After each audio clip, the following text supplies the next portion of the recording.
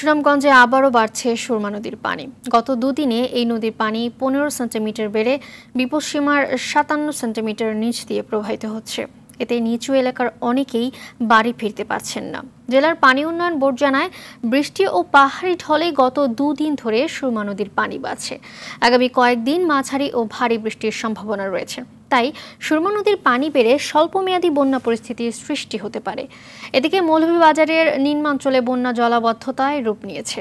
জেলার জুড়ি, বড়লেখা ও কুলাউড়া উপজেলায় উঁচু এলাকা থেকে পানি নেমে গেলেও হাকালুকি হাওর তীরবর্তী গ্রামগুলোতে দেখা দিয়েছে জলাবদ্ধতা। বাড়ছে খাদ্য সংকট, ময়লাযুক্ত পানিতে ছড়িয়ে পড়ছে নানা রোগবালাই।